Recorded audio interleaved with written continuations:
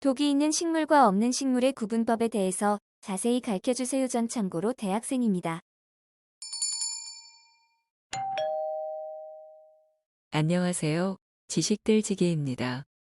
먼저 답변 드리기 전 이미지 저작권상 화면과 음성이 고르지 않은 점 양해 바랍니다. 영상을 끝까지 시청해 주시고 좋아요 한 번씩 눌러주세요. 영상을 만드는 사람에게 큰 힘이 됩니다. 답변 드리겠습니다. 일반적으로 나물과 독초를 구별하는 방법 1. 식물의 잎이나 줄기를 따서 냄새를 맡아보면 나물은 향긋한 냄새가 나지만 독초는 역겨운 냄새가 나는 것으로 구별할 수도 있다. 2. 생식을 하는 사람들의 이야기를 들어보면 소가 먹을 수 있는 식물은 모두 사람도 먹을 수 있다고 한다. 시골에서 소를 키워보면 소가 풀을 뜯어 먹을 때 코로 냄새를 맡아보고 풀을 뜯어 먹는 것을 볼 수가 있다. 소는 색을 구별하지 못하는 생맹이라고 한다. 소가 우리 사람들처럼 나물에 대하여 학습을 한 것도 아닌데 먹을 수 있는 풀과 없는 풀을 구별하는 것은 냄새를 맡아 보고 먹을 수 있는지 없는지 판단하기 때문으로 생각된다. 그런 만큼 냄새를 맡아보고 식용유무를 판단하는 방법이 원시적인 방법이라고 생각되기도 하지만 다른 한편으로는 상당히 합리적인 것으로 생각된다. 3. 또 한 가지 구별하는 방법은 식물의 잎에 벌레 먹은 흔적이 있으면 먹을 수 있는 식물로 보아도 무방하다. 왜냐하면 벌레도 독초를 먹으면 죽게 되므로 벌레가 먹는다는 것은 사람에게도 먹을 수 있다고 보는 것이다. 이 방법은 벌레와 사람이 독소에 대한 반응이 완전히 일치하지는 않지만 어느 정도 판단의 근거로 삼을 수 있는 방법이다. 이런 방법은 극한 상황에서 생명을 연명하기 위한 방법으로는 써 먹을 수 있을지 몰라도 그렇지 않는 평상시에는 충분히 식용 여부를 확인을 한 후에 먹어야 한다.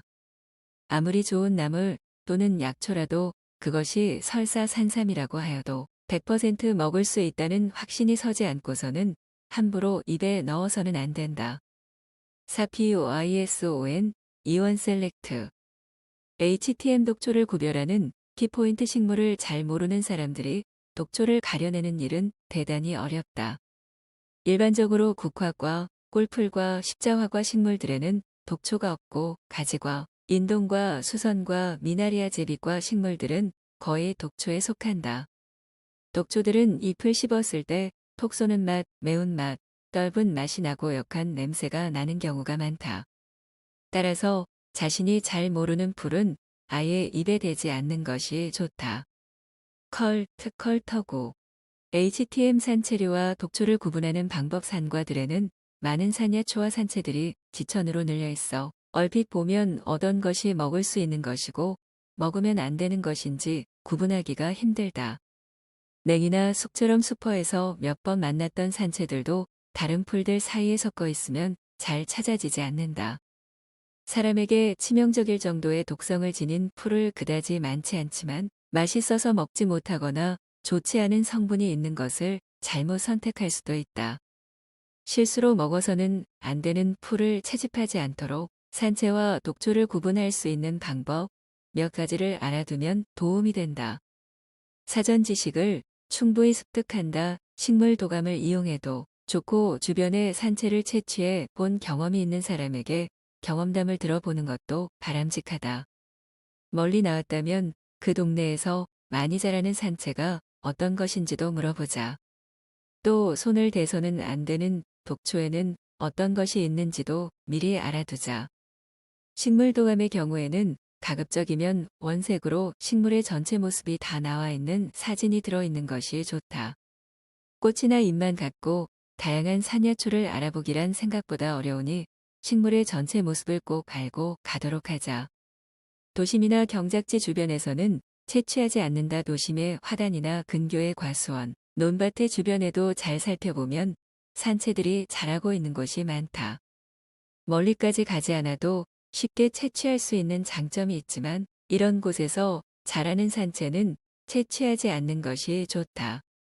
같은 종류의 산채라도 자라는 곳에 따라서 성분의 차이가 있는데 도심이나 사람이 재배하는 땅에서 자란 것은 자연 상태에서 자란 것보다 질이 떨어진다. 또 자동차 매연이나 농약이 묻어 오히려 역효과를 낼 수도 있다. 친숙한 산채류를 먼저 채집한다. 한 번도 본 적이 없는 산채를 찾아 헤매는 것은 쉬운 일이 아니다. 채집의 초보라면 우선 잘 알고 있는 산채부터 시작하는 것이 좋다. 눈에도 잘 떼일 뿐만 아니라 채취하는 요령도 생긴다. 냉이나 쑥, 쓴바귀 등 식용으로 안전한 산채를 먼저 채취하자.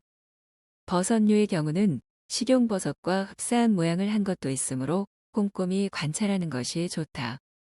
쓴맛이 너무 강한 것은 피안타 김새만 갖고 판단하기가 어려울 때는 잎을 하나 뜯어서 씹어보자. 너무 쓰고 강한 맛이 난다면 피하는 것이 좋다.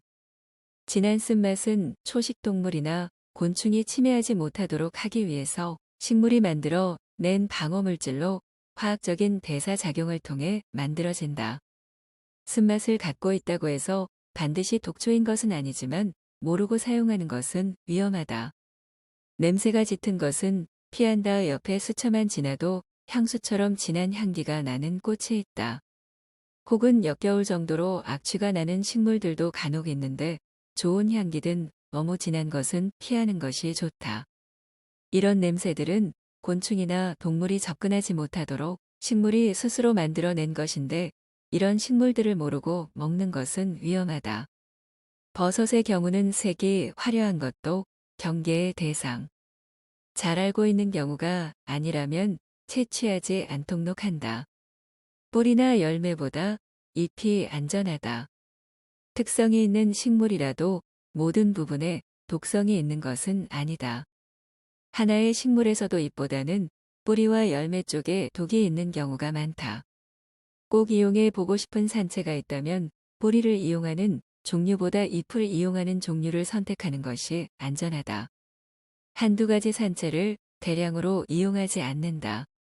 적은 양을 먹었을 때는 괜찮지만 대량으로 섭취했을 때 중독 증세를 일으키는 것은 일반 식품에서도 흔히 있는 경우다. 산채도 마찬가지. 특정한 산채를 한두 가지만 대량으로 섭취한다면 약이 되어야 할 것도 부작용을 낼 수 있다. 적절한 이용법을 미리 익혀두도록. 라이프 77 HTM. 지금까지 지식들지기였습니다. 다음 영상은 더욱 호기심 많은 질문들로 업데이트될 예정입니다. 구독하시면 일상생활에서 가끔 궁금한 질문들이 함께할 것입니다.